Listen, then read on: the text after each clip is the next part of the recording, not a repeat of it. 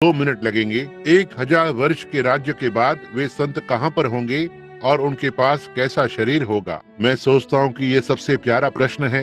मैं बस इसे पसंद करता हूँ। आइए अब सीधे इसके अंदर देखें। आदि में परमेश्वर। हम कुछ मिनटों के लिए हमारी इब्रानियों की शिक्षा पर वापस जाएंगे। परमेश्वर 7 रंगों का यह महान विशाल झरना था। कितने यह जानते हैं, समझे? और कितने जानते हैं कि परमेश्वर के पास 7 आत्माएं हैं, पूरी तरह से 7 आत्माएं, और वहाँ मेमने में 7 आंखें हैं और इत्यादि। ये सब अब एक साथ आ रही हैं। देखा, अब यह परमेश्वर था। अब जब वो लोगोस परमेश्वर से बाहर निकला, जो परमेश्वर इस एक बड़े झरने से एक शरीर के अंदर एक मनुष्य के स्वरूप में आ रहा था, और इसने लोगोस को बनाया, जिसे हम दैविक शरीर कहते हैं। अब यदि आप उस दैविक शरीर को लें, जब आप उसकी ओर देखते हैं तो यह एक मनुष्य है। अब जबकि हम अब यही है जहां हम आदि में थे। अब आप इसे अभी नहीं समझते हैं, लेकिन आप आदि में इसी तरह से वहां पीछे थे जब मनुष्य को बनाया। जब परमेश्वर ने मनुष्य को अपने स्वरूप में बनाया तो उसने उसे दैविक शरीर बनाया, और उसने उसे केवल देह में रखा। जब परमेश्वर ने मनुष्य को अपने स्वरूप में बनाया, उसकी समानता में वे थे। उत्पत्ति 2 में वहां, या उत्पत्ति 1:28, मैं सोचता हूँ कि यही है। भूमि को जोतने के लिए अभी तक कोई मनुष्य नहीं था, और परमेश्वर ने नर और नारी को बनाया था। ये सही है, भूमि जोतने के लिए कोई मनुष्य नहीं। तब परमेश्वर ने मनुष्य को थोड़ा नीचे किया और उसे जानवर के जीवन में डाल दिया। यही यह शरीर है, बस जानवरों की तरह, जिससे कि वो भूमि को जोत सके, स्पर्श कर सके। वह दैविक शरीर स्पर्श नहीं करता है, यह ना ही देखता है, स्वाद लेता, गंध लेता है, ना ही सुनता है। ये चेतनाएं जो हमारे पास हैं, इसलिए परमेश्वर ने मनुष्य को वहां पर रखा ताकि स्पर्श करे और महसूस करे। और जब वो अदन की वाटिका से होकर चला, पहले एक दैविक शरीर के नाई, जैसे पवित्र आत्मा यहाँ है, अब यहाँ चल रहा है। इसने पशु जीवन का नेतृत्व किया, इसने हर एक चीज को नियंत्रित किया, लेकिन यह भूमि को नहीं जोत सका। देखो, इसलिए परमेश्वर ने उसको देह में रखा, जिससे कि वह भूमि को जोत सके। उसे उसकी 5 चेतनाओं को देता है, भूमि को जोतने और उन दाख की बारियों और इत्यादि को तैयार करने के लिए। और फिर वो मनुष्य अभी भी अकेला दिखाई पड़ रहा था। ओह, यह एक सुंदर तस्वीर है। देखो, क्योंकि जब उसे पहले बनाया गया, तब उसे 2 व्यक्ति मिलकर बनाया गया था। उसे नर और नारी दोनों बनाया गया। वो मनुष्य था। बाइबल ने कहा कि वो था। परमेश्वर ने मनुष्य को नर और नारी दोनों बनाया, उसे बनाया। अब ध्यान दें, जब मनुष्य दैविक शरीर से अलग किया गया और देह में डाला गया, वह बस पूरी तरह से वहां नहीं था। उसके अस्तित्व का एक भाग अब भी एक दैविक शरीर था, इसलिए यह सही नहीं दिख रहा था। वहां गाय में नर और मादा रखे गए, वहां घोड़ा रखा गया, और वहां बैल रखा गया, और हर एक चीज रखी गई, जोड़ा था। लेकिन आदम, वो ये था, देखिए वहाँ कुछ तो कमी थी। वहाँ उसी चाहत ने दिखाया कि एक साथी उसकी प्रतीक्षा कर रहा था। आपने इसे समझा? और वही विचार कि हमें यहाँ पर मरना है, कि हम परेशानी में हैं और उलझे हुए हैं, और हम एक ऐसे जीवन की लालसा करते हैं जिसमें कोई मृत्यु नहीं है। यह दिखाता है कि ये हमारे लिए प्रतीक्षा कर रहा है। देखा, और आदम अकेला था, और परमेश्वर यह दिखाने के लिए कि उन्हें अलग नहीं किया जा सकता। अब मैं उसी चीज में वापस आ रहा हूँ, बस कुछ क्षण में। देखो, उसने कभी भी जाकर और मिट्टी को लेकर और हवा को नहीं बनाया, लेकिन उसने मूल मिट्टी में से बनाया आदम। उसने उसके बगल से एक फसली को लिया और उसका सहायक बनाया, और वो थी हवा। वो पुरुष के लिए बनाई गई थी और पुरुष का भाग थी। वो आरंभ में उसका भाग, सृष्टि में एक दैविक शरीर में, वो यहाँ नीचे इस सृष्टि में उसका भाग थी। वह दूसरी सृष्टि में विभाजित नहीं हो सकती, उसे उसी सृष्टि में बनाया जाना था। बिल्कुल यही कारण है कि मसीह और परमेश्वर को वही व्यक्ति होना था। ये कुछ भी अलग नहीं हो सकता। यदि वो एक भला मनुष्य या भविष्यवक्ता रहा होता था तो वो एक छुड़ाने वाला नहीं होता, उसे स्वयं सृष्टिकर्ता होना था। लेकिन अब वो फिर भी एक दैविक शरीर है। आप देखना, और जिस तरह से वो उस समय था। अब एक मनुष्य यहाँ नीचे आया और वो अद्भुत था, और परमेश्वर ने उसे प्रेम किया। उसने कहा, यह सुंदर है, उन्हें धरती पर रहने दो और हमेशा के लिए वहां जिए। बस ऐसा ही है, अनंत काल के लिए, और आगे उसे बस बढ़ने दो, और हर एक पौधा और हर एक चीज ऐसे ही लाने दो, और मनुष्य जीवित रहे, और पशु और बाकी की हर एक चीज हमेशा और हमेशा के लिए जीवित रहें। यह ठीक बात है। देखा, और फिर पाप ने प्रवेश किया, और मैं इस बयान को देना चाहता हूँ। बहुत सारे लोग इस एक वचन पर बहुत ही बड़ी गलती करते हैं, और वो है भजन संहिता 23 पर। वे इसे इस तरह पढ़ते हैं, हाँ, चाहे मैं मृत्यु की छाया की घोर अंधकार की घाटी में से होकर चलूं। अब ऐसी कोई चीज नहीं है। बाइबल यह नहीं कहती कि घाटी की घोर अंधकार की छाया, मृत्यु की छाया की घोर अंधकार की घाटी। कहता है, चाहे मैं मृत्यु की छाया की घाटी में से होकर चलूं। अब इससे पहले छाया बन सके, छाया बनाने के लिए इसके पास प्रकाश होना चाहिए। देखो, दाऊद एक भविष्यवक्ता होने पर, और वो अभिषेक के नीचे था, उसने कोई गलती नहीं की। उसने केवल सच को कहा। जी हाँ, चाहे मैं ना ही घोर अंधकार की घाटी में से होकर चलूं, लेकिन मृत्यु की छाया की घाटी में से होकर। तब छाया बनाने के लिए आपके पास कुछ तो प्रतिशत एक प्रकाश होना चाहिए, और यह यहाँ इसी तरह से है।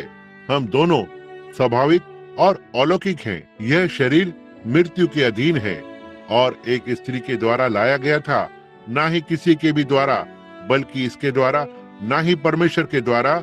आप आदम और हवा के पुनः उत्पादन हैं। काले हो, गोरे हो, या जो कुछ भी हो, आप उत्पादन हैं, आदम और हवा के वंशज हैं, जिससे आपका शरीर बनता है।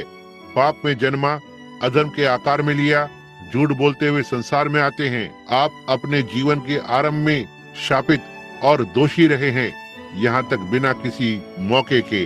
अब क्योंकि वो आत्मा जो आपके पास है, स्वाभाविक के द्वारा आया है, और स्वाभाविक के द्वारा आता है, जो शारीरिक संबंध से है, जो पुरुषों और महिलाओं की इच्छा के द्वारा एक धरती की संतान को उत्पन्न करते हैं, और उस बालक को अकेला छोड़ दें, और उसे कुछ भी सही बात को न सिखाएं, वह गलत हो जाएगा। उसे न सही और न गलत सिखाएं, वह गलत को ले लेगा, क्योंकि ऐसा करना उसका स्वभाव है। छोटी उम्र के बालक की ओर देखें, ना ही उससे बड़ा, बस बहुत पागल हो जाता है। वह अपने हाथों को मरोड़ता है, और चेहरा लाल हो जाता है, और अपनी सांस रोक लेता है। निसंदेह ये क्या है? ये उसका स्वभाव है। उसने इसे अपने पिता या उसकी माँ से पाया है। एक से माँ के पास इतना गुस्सा होता है कि तुरंत ही लड़ने को आ जाए, या उसके पिता का। यदि उन्होंने ऐसा नहीं किया तो उसके दादा या दादी ने किया।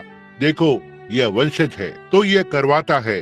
आप संसार में जन्मे हैं, आप स्वाभाविक के द्वारा आए हैं, और आपका पूरा अस्तित्व काला और गंदा है, और नश्वर है, और शापित है, और नरक में जा रहा है।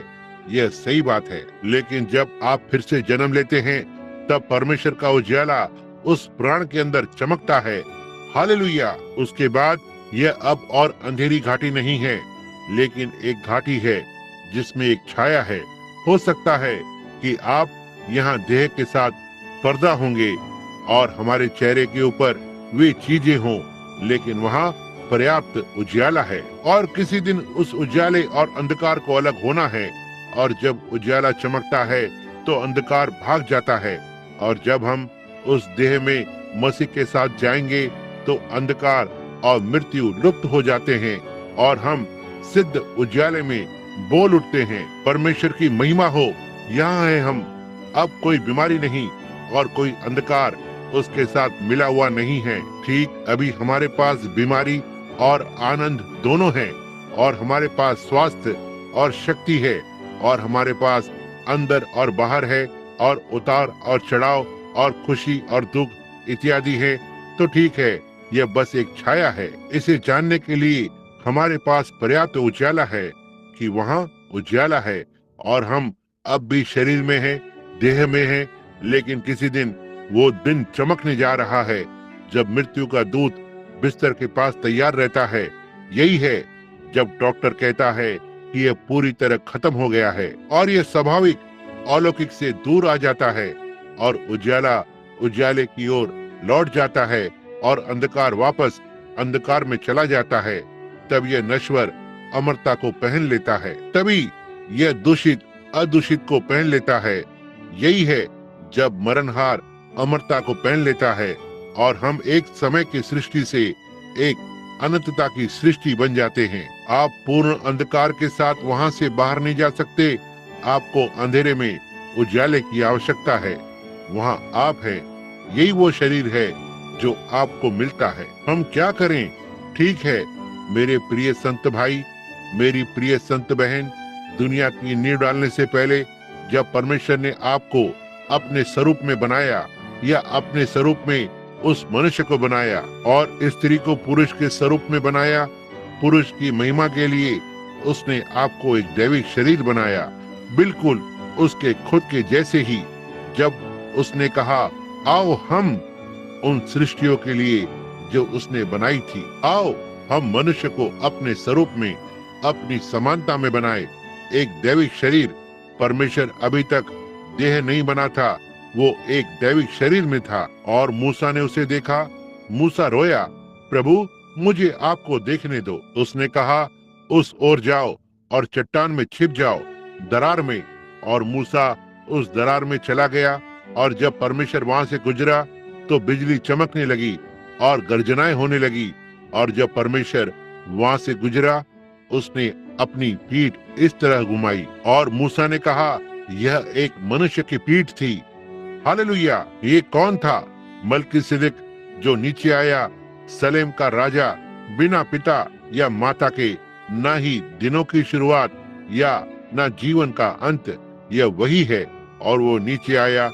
यही है जिसने अब्राहम से बात की, जिसने उसे इस तरह से एक मांस के छोटे से शरीर को एकत्र किया और इसके अंदर सांस को फूका और उसमें कदम रखा और नीचे आकर और बछड़े को खाया, गाय का दूध पिया और कुछ मक्खन और कुछ मकई की रोटी खाई और वे दो दूध। और जब वे वहां चलकर गए और वो सारी चीजें बस लुप्त हो गई और चले गई। मैंने इसके बारे में कभी नहीं सोचा था।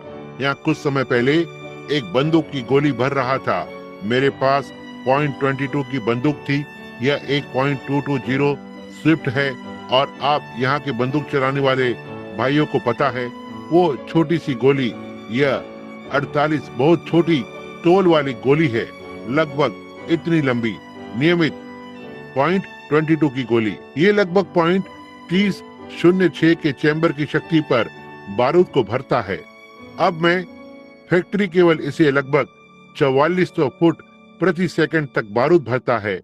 ठीक है, लेकिन आप अपने आप से अधिक बारूद डाल सकते हैं और आप इसे प्रति सेकंड 5000 फुट तक की क्षमता को बढ़ा सकते हैं। और या तो यदि आप गोली चलाते हैं, हम एक दिन गोली चला रहे थे, 200 गज की दूरी पर थे और गोली दूर से टकरा रही थी। बंदूक की आवाज गूंजने से पहले ही उड़ने लगती थी। यह इतनी तेजी से जाती है। फिर आप दांत खोदनी या टूथपिक को लेते हैं। आप जानते हैं दांत खोदनी या टूथपिक पर जो सपाट भाग होता है और इसे अपने बारूद में डालते हैं और उस चीज को बारूद से भर दें, बस लगभग 4 या 5 छोटे कण, और वहां इसे ऊपर रख दें और फिर अपनी गोली वहां उसमें रखें। यहाँ खड़े हो जाएं और आपके हाथ में 1 सेकंड में गोली होगी और वहां से 200 फुट की दूरी पर जमीनी सुअर पर गोली चलाएं या जमीनी सुअर यहाँ तक कभी हिल भी नहीं पाएंगे। गोली वापस अपनी मूल स्थिति में लौट आती है, गैसों में बदल जाती है। यहाँ एक गोली है जो तांबे और शीशे को एक साथ मिला देती है और एक आधे सेकंड में यह वापस आ जाती है। इतना तक आप इसे फिर कभी देख भी नहीं पाते हैं। यह 100 अरब वर्ष पहले की तरफ वापस गैसों में बदल जाती है। उन गैसों को बनना है और वापस इसी तरह तांबे और शीशे और इत्यादि में आना है। उन गैसों को स्थिर होना है। अब आप वहाँ हो, इसी तरह से हम यहाँ हैं। हम एक उच्च जीवन से आए हैं। आदि में हम परमेश्वर के स्वरूप में थे। पर्दा और अंधकार हमें अभी इसे जानने से रोकता है, लेकिन यीशु ने अपने चेलों से कहा कि जगत की बुनियाद से पहले वो उनके साथ था। देखा, हम वहाँ थे। आप अभी इसे नहीं जान सकते, लेकिन आप आदि में थे। और यदि यह धरती पर का डेरा गिराया जाएगा तो हमारे पास पहले से ही एक प्रतीक्षा कर रहा है। हालेलुया। और फिर हम इस दैविक शरीर की ओर बढ़ते हैं जिसमें हम एक समय रहते थे, जिससे कि हम खा सकते हैं और हाथ मिला सकते हैं और वेदी के नीचे प्राण चिल्लाते हैं, कब तक प्रभु? 7 कदम हैं जो परमेश्वर के पास जाते हैं, क्योंकि 7 आत्माएं जैसे ये नीचे आती हैं तो ठीक है। अब आप परमेश्वर की वेदी के नीचे जाते हैं। वे पुकार रहे थे, प्रभु कब तक?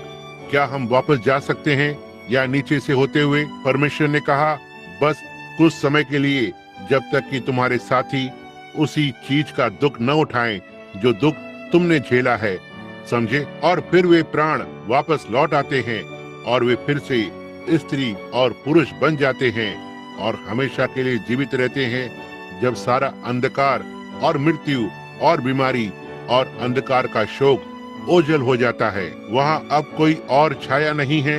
यह पूरी तरह सूर्य का प्रकाश है। सुनना, यहाँ जो है इसे जितना अंधेरा होना है होने दें। यह इतना अधिक अंधेरा नहीं हो सकता, इतना तक कि सूरज अंधकार के हर एक अंश को नष्ट न कर दे। अंधकार और उजाला एक साथ अधिक समय तक नहीं रह सकते, क्योंकि कौन सबसे सामर्थ्यवान है? वो है उजाला। और जब उजाला चमकता है तो अंधेरा भागने लगता है। आमीन।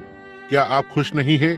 क्या आप खुश नहीं हैं कि आप जानते हैं कोई संदेह नहीं, वहाँ कहीं कोई छाया नहीं है, लेकिन यह धन्य उजाला जो अब ठीक अभी हमारे हृदय में है, कुछ तो वापस गवाही को दे रहा है।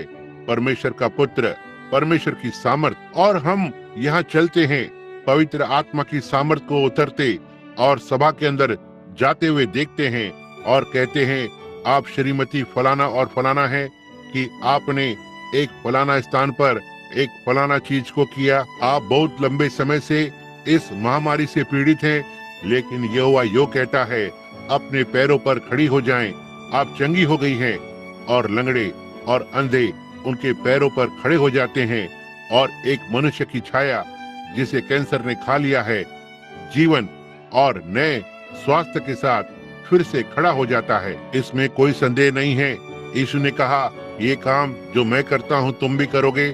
और उसने कहा, मैं कुछ भी नहीं करता जब तक पिता मुझे नहीं दिखाता है। वो क्या है? यही वो उजियाला है जो इस अंधकार में मिलकर आया है। आप देखें ताकि हमें छुड़ाए। समझे मेरा क्या मतलब है? अब किसी दिन ठीक वहीं वापस चला जाता है और फिर जब दैविक शरीर फिर से अमरहार देह बन जाता है जैसा कि ये आरंभ में था, तब यीशु आता है और परमेश्वर जब मसीह एक होगा, मसीह सिंहासन पर बैठेगा और सारे लोग मानव होंगे। मसीह दाऊद के सिंहासन पर होगा। एक मनुष्य, प्रभु यीशु कभी भी न मरने के लिए, ना ही हम कभी भी मरेंगे, ना ही हम कभी भी बीमार होंगे। अब कोई दुख नहीं होगा और हम 1000 वर्ष जीवित रहेंगे। और जब इस धरती पर 1000 वर्ष पूरे हो जाते हैं, उसके बाद शैतान ऊपर आता है और दूसरा पुनरुत्थान आता है, अधर्मी का पुनरुत्थान।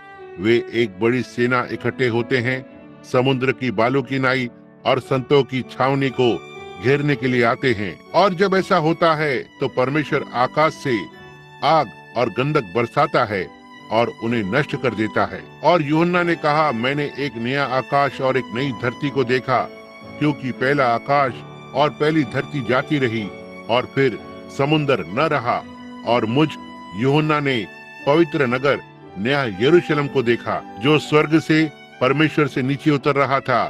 अपने पति के लिए सजी दुल्हन की नाई तैयार की गई। वहाँ आप हैं। वहाँ उसने कहा, पत्नी, मेमना और दुल्हन हमेशा के लिए वहाँ होंगे। वहाँ एक नई धरती होगी, लाखों और लाखों वर्ग मील। ओह प्रभु, वो नगर बाइबल 15,000 वर्ग मील के नगर की माप को बताता है।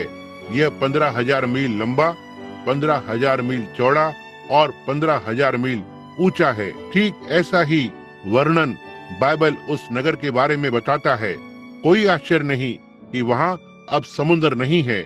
वहाँ इसके लिए कोई जगह नहीं थी। ओह, वहाँ क्या ही सुंदरता होगी।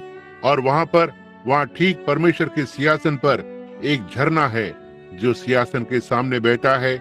वहाँ दोनों ओर एक पेड़ है जीवन की नदी के, और इस पेड़ में 12 प्रकार के फल लगते हैं और हर महीने फल को लाता है। वहाँ 24 प्राचीन है, वहाँ दुल्हन है, वहाँ 44,000 है मंदिर के सेवक। अरे भाई, हम कहीं तो जा रहे हैं, चीजें हमारे सामने रखी हैं। 24 प्राचीन, 1,44,000 सेवक, दुल्हन मसीह के साथ बैठती है। ओ प्रभु, आप बात करते हो, मेरा घर, प्यारा घर, आमीन। ये सोचकर कि मुझे वहाँ जाने का सौभाग्य मिला है और आपको वहाँ जाने का सौभाग्य मिला है, और आप इस अंधेरे में क्यों चलना चाहेंगे और कोई प्रकाश को ना देखें और मर जाएं और गड़बड़ी में चले जाएं और कुछ भी ना बने। क्योंकि जब उजियाला अपने सर्वोच्च अधिकार को ले लेता है तो वहाँ अंधकार के लिए कोई स्थान नहीं होता है। जाकर देखो, उजियाले के आने पर अंधेरा कहाँ चला गया। वो तब होता है जब सारी चीजें वापस परमेश्वर के पास चली जाती हैं। ऐसा था, अंधकार का आरंभ था, अंधकार का एक अंत था। उजाले का न कभी आरंभ था और न ही अंत। परमेश्वर का न कभी आरंभ था और न कभी अंत। तो किसी दिन पूरी अनैतिक दुनिया अपने सारे पाप और इसकी सुंदरता के साथ तथाकथित और इसकी सारी शानदार बातों और अति सुंदरता और उसका सारा आकर्षक और सब कुछ शून्य के अंदर धूमिल हो जाएगा, और ये अब और नहीं रहेगा, ये अब और नहीं रहेगा, और अब कोई विचार नहीं रहेगा। इसने कहा यहाँ तक कि ये अब और याद में भी नहीं रहेगा। लेकिन प्रभु की आशीष हमेशा उसके साथ रहेगी। हमारे पास उसके अपने महिमामय शरीर के जैसा शरीर होगा, और उसके साथ रहेंगे और उसके साथ खाएंगे और उसके साथ बैठेंगे और उसके साथ हमेशा के लिए और हमेशा के लिए और समय के युगों युगों के लिए वास करेंगे, और अनंत युग बिना अंत के संसार के साथ आगे बढ़ते जाएंगे। और आज रात आपके पास एक चुनाव है। यदि आप उस स्थान के सम्मुख आने के लिए तैयार नहीं हैं, तो चाहे आप कितना भी कलीसिया जाते हो, आप कितने भी अच्छे सदस्य हो, आप नाश हुए हैं जब तक कि मसीह आपको उस अंधकार में नया जीवन न दे जिसमें आप चलते हैं। आप हो सकता है धार्मिक हो, धार्मिक सुनना मित्रों, धर्म बुद्धिमान होता है। देखा, केन के सारी संतान के पास हमेशा धर्म रहा है। जब यीशु आया, उन यहूदियों के पास एक धर्म था, लेकिन उन्होंने उद्धार को अस्वीकार कर दिया। आज रात आप बहुत धार्मिक हो सकते हैं। आप प्रेस्बिटेरियन, मेथोडिस्ट, पेंटिकॉस्टल, नाजरीन, पिलग्रिम होलीनेस हो सकते हैं। आप हो सकते हैं उतने ही धार्मिक हो। आप कलीसिया में जाकर गवाही को दे सकते हैं। आप हो सकता है गीत को गाएं और जय जयकार करें और प्रभु की स्तुति करें। आप हो सकता है कलीसिया के लिए अपने दशमांश को लाएं। आप हो सकता है अपने पड़ोसी के साथ ठीक व्यवहार करें, जिसका आपकी अनंत मंजिल से कोई लेना देना नहीं है। केन ने उसके हर एक अंश को किया पूरी तरह से। बाइबल ने कहा कि गेहूं और घास फूस एक साथ ऊपर आते हैं। छोटा पुराना गेहूं तैयार है, यह बारिश के लिए भूखा है, और वो कटीली झाड़ी भी जब बारिश आती है तो कटीली झाड़ी बारिश को पाकर उतना ही खुश होती है जितने की गेहूं। लेकिन इसे उनके फलों के द्वारा आप उन्हें जानेंगे। अब आओ हम प्रार्थना करें जब आप अपने फलों को जांचते हैं। अब पिता परमेश्वर, आज रात यहाँ कुछ कठिन प्रश्न थे। हो सकता है कि मैंने सही चीज को न किया हो, लेकिन मेरी जानकारी में जो सबसे अच्छा है, आप मेरे हृदय को जानते हैं। मैं प्रार्थना करता हूँ परमेश्वर कि आप इसे ग्रहण करेंगे। और अब हो सकता है इसमें से कुछ प्रश्नों में यदि मैंने उन्हें ठीक तरह से नहीं किया है, तो आप लोगों के हृदय से बात करें और आप उन्हें बस वही बनाएं जहां उन्हें होना चाहिए।